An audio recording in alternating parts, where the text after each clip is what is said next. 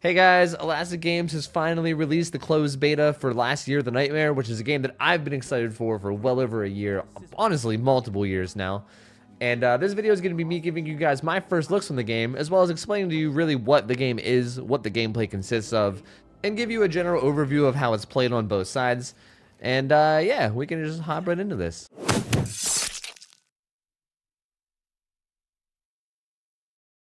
Okay, so Last Year the Nightmare is a game that is a 5v1 survivors versus a killer. Very similar to a lot of other games that are out right now, such as Dead by Daylight or Friday the 13th, but it's very unique in a lot of ways. As Survivor, there's 4 different classes you can choose from to play. You can pick between Assault, Medic, Scout, or Technician. Depending on which class you pick, you get different abilities and you get different weapons that you can craft for your team.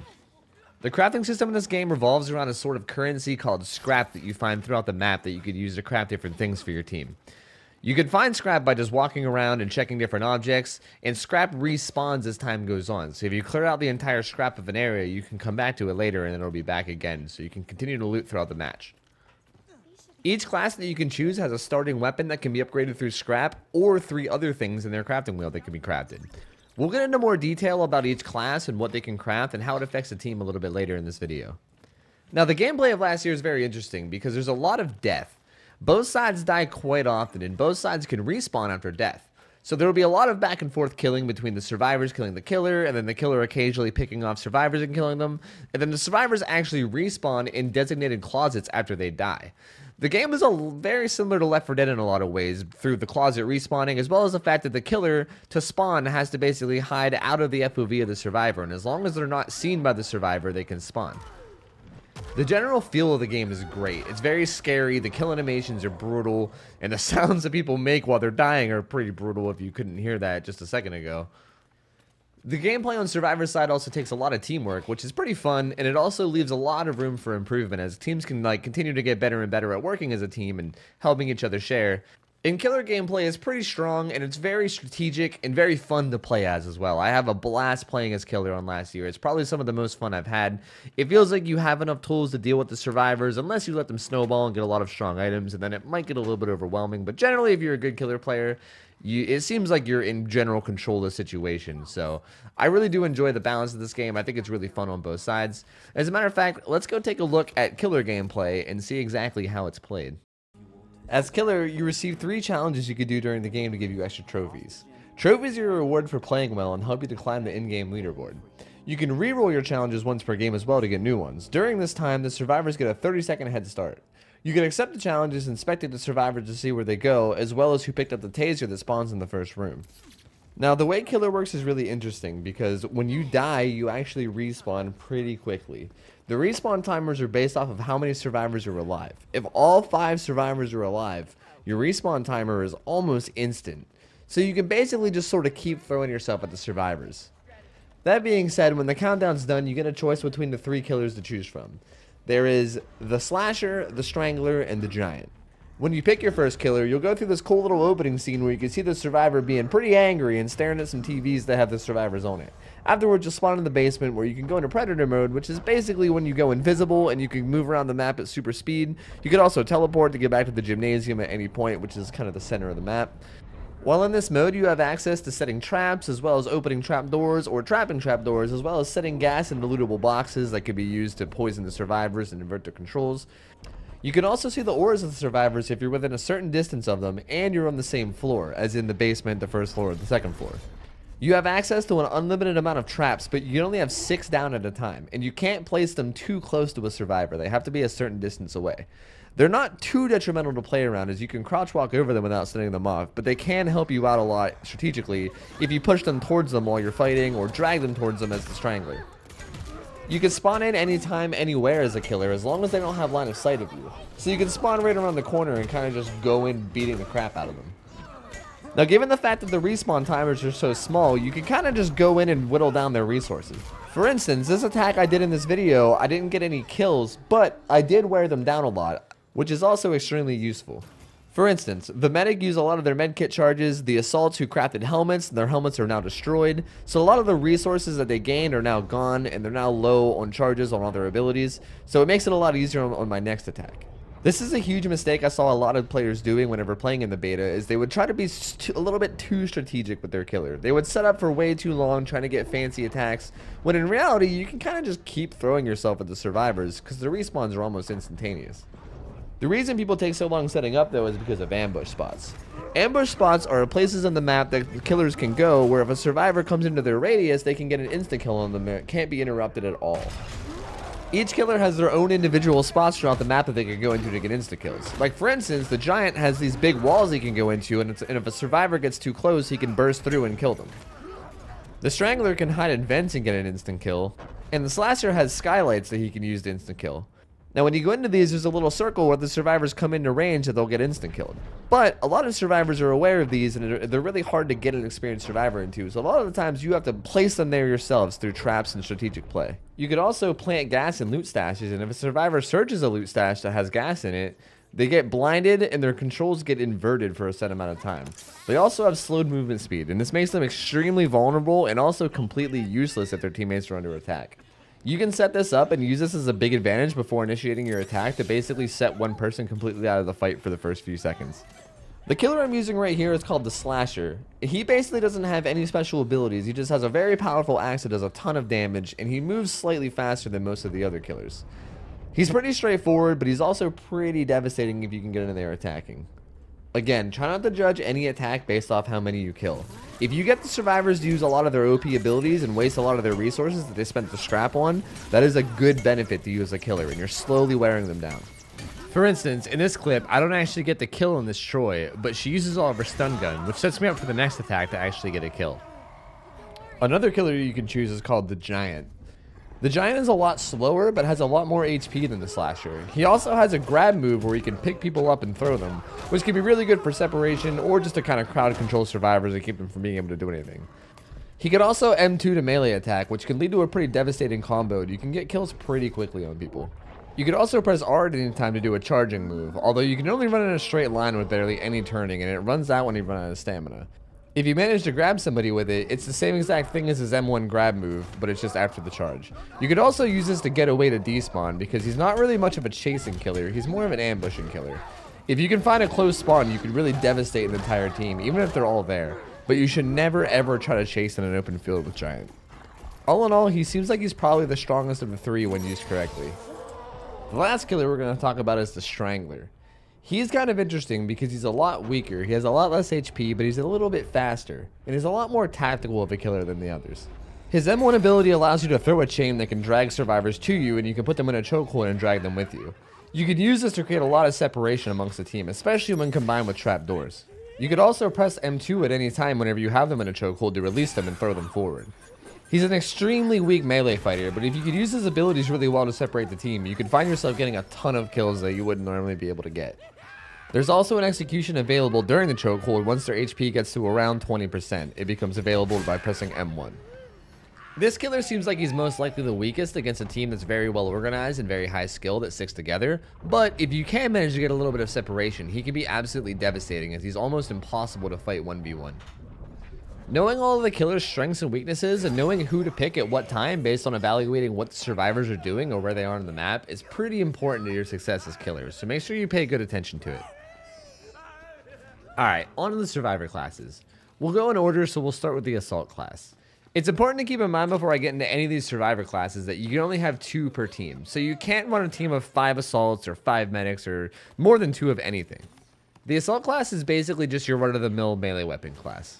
The default weapon is a pipe that can be used to get into the killer's face and smack him to do damage, but you gotta be careful because the killers also do a ton of damage back. It's pretty important to keep in mind that you almost always need a medic there to be healing you if you're going to be going toe-to-toe with the killer, unless the killer is distracted and doing something else. Then it's pretty safe to wail on him no matter what. Assaults are also the best counter for the Strangler killer because he's weak and his melees don't do a lot of damage, so if you can jump on him with 1 or 2 assaults, he dies relatively quickly. The assault's crafting wheel consists of Molotovs, a helmet, a baseball bat, and pipe upgrades. Each class has 2 upgrades in the default weapon category, but both of the assault's upgrades just increase the damage of the melee weapon. The helmet upgrade costs 10 scrap, and it's interesting because it's kind of like body armor. It doesn't actually increase your health stat, but it gives you kind of an extra shield to take some damage before you actually start losing health on attacks. Assault is the only class that has something like this, and you can actually drop helmets for others if you craft a helmet while you're currently wearing one. The Molotov also costs 10 scrap, and it's a throwable weapon that creates a burst of flames. Both fire and explosions have friendly fire in this game, so make sure you be careful where you throw it. Lighting the killer on fire prevents him from respawning, as well as making him take some damage over time, but it's not a crazy amount of damage, but it's definitely significant. The most expensive upgrade you can get with the Assault is the baseball bat. It costs 15 scrap and it's a very powerful melee weapon, but it also has a health bar and can only be used a limited amount of times. You can see it at the bottom that it has 5 uses before it breaks, very similar to the hockey stick that you can find throughout the map, which I took in this video because it's very rare. These weapons are very powerful and do a ton of damage, but they do break after a certain amount of uses, so you gotta be careful. What's interesting about these items is you could actually drop them for your fellow teammates, unlike your pipe, so you could actually have everyone on the team having melee weapons if you really wanted. And finally, you could also upgrade your default weapon, which every class can do. There's always 2 upgrades that you can use on your default weapon, and the assault classes are both just damage upgrades. You could have barbed wire and nails, and they both increase the damage by a decent bit. When double upgraded, it takes more scrap than making a baseball bat, but it's around the same strength, and it doesn't break after 5 uses, so you could use it infinitely, or at least until you die and respawn. If you can manage to get 2 beefed up assault classes with helmets and good melee weapons on your team, you could absolutely shred through killers, especially if you have medics there to heal them while they fight. Next up, we'll talk about the medic class. This should be pretty straightforward because you have a med kit and you can heal your teammates. The upgrades to your default weapon give you more charges as well as making your health regen. You could also craft a pipe bomb, a flashlight, and a shocker. The medic's default weapon is a med kit that you could use to heal allies. It comes with limited charges, but if you just hold M1 on a survivor that's injured, you can kind of stick to them while healing them over and over again. This is probably best used in combination with assault classes, because assault classes can get up in the face of the killer and trade melees with them, and you can heal through the damage that they take. Keep in mind though that there is only a limited number of charges, and you can burn through them pretty quickly if the killer's doing a lot of damage. The cheapest thing you can craft as a medic is the belt flashlight, and it only costs 5 scrap, but it's also not very useful. You basically pay 5 scrap to have a flashlight attached to your belt, which shines a light directly in front of you. This can be sort of useful whenever you go into the basement, because it can get kind of dark down there, but generally the darkness isn't really a big problem, and you could usually navigate your way through regardless. I'm not sure if they're going to release maps that have more dark areas in the future with the full release of the game, but in the beta, with only the gymnasium as the only map, it was pretty useless. The basement got a little bit of use, but it wasn't really worth the scrap, to be honest. It was much better to save the scrap towards the other upgrades that are much better. The next expensive one is the pipe bomb, which costs 10 scrap, and it's basically just a bomb. You can hold M1 to cook it, and it'll start beeping faster and faster until eventually it'll finally explode and do a ton of damage. Keep in mind, anyone in the radius of the blast will die, regardless of who it is, killer, survivor. It does a ton of damage, and if you're too close, it will kill you. So make sure that you're very careful not to be anywhere near it, and make sure that your teammates are also not near it, otherwise they will die. This weapon honestly has the potential to be one of the strongest in the game when used correctly, but it takes a ton of practice, and you'll probably end up killing a lot of teammates in the process. The last thing you can craft only costs 15 scrap, and it's probably the strongest thing in the game, and that's the shocker, or the taser, or whatever you want to call it. This little thing is pretty nasty. It has a decent bit of charges, and it can stun the killer, and it's the only thing in the game that can actually stop a killer mid-execution. You can hold it down to stun the killer for a long period of time and run out all the juice, or you can tap fire to use a little chunk here and there and interrupt executions over and over again. This clip here shows how with one shocker, if you time the shock right towards the end of an animation, you can kill a killer from full health to dead with just one turret from the technician. I personally believe that these are probably going to get nerfed before release, as right now it's definitely the strongest item in the game, and it's not that expensive to craft either. So make sure if you're a medic, you're crafting a lot of these and giving them out to your teammates as well.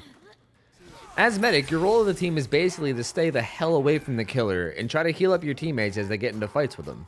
It's definitely ideal to stick to an assault and just kind of pocket heal him as he goes around fighting the killers, but no matter who it is, you can kind of just go around healing your team while the killer does damage to him. You also have some of the strongest craftables in the game too, so make sure that you're making a lot of tasers, giving them out to your teammates, and using them yourself. Pipe bombs are also very useful if you learn to use them, so take the time to practice and get good with them. Having good medics that perform well and don't just die early is a very important part of a good team in last year. Alright, next class is Scout. Scout is an interesting one because I think it might be the least important, but it's also pretty strong still. The Scout's craft wheel consists of a smoke grenade, an adrenaline shot, a shotgun, and 2 upgrades to their default weapon. Their default weapon is a tracker that shows how close the killer is to them based off wavelength, and also shines green whenever the killer is spawned in, and it's blue whenever the killer is in predator mode. You can press M1 at any time to shine a blinding light, and if the killer is facing you when you shine the light, it blinds them for a set amount of time. The upgrades to the default makes it blind for longer as well as recharge faster. This can be pretty strong because when a killer goes in and starts attacking, you can put him out for about 2 or 3 seconds because he'll be blind and he won't be able to actually do anything. The tracker will also show auras of all traps, whether it be loot, vents, or just traps on the ground, as well as showing the auras of killers if they're in an ambush spot and you're pointing at it.